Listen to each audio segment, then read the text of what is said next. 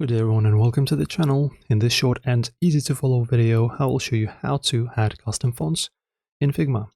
So firstly guys, make sure to open up your project, or you can just create a new one.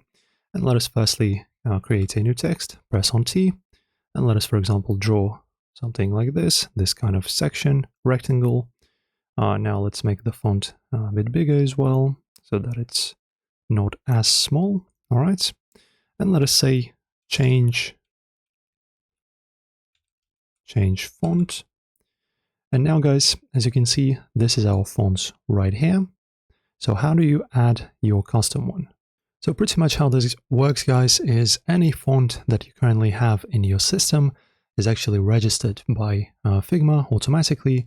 So for example, if you have any custom fonts installed, all of them will already be in here, right? So if you, for example, go ahead to DaFont, for example, really cool service, and install some kind of free font. Let's say this Razzles, right? Is it called Razzles? Radless, right? Radless. So let's just download it. All right, so this is our TTF file. Just double click and just install like this. We can close out. And now what you have to do, guys, is pretty much just close your Figma. All right, so just close it and open it up. So I'm just gonna close it like this.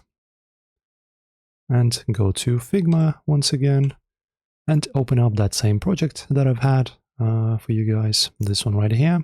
And after you install the font, you just can pretty much close that. And whatever your font's name is, you go to your fonts, search for the font. It's going to be displayed as new as well, and you can start using it easily, guys. So as you can see, I already have many fonts installed in my system, but yeah, you can just search for any free fonts on the internet, install them on your system, and use it in Figma easily. So if this helped you out, guys, enjoy, like and subscribe, and I'll see you in the next one.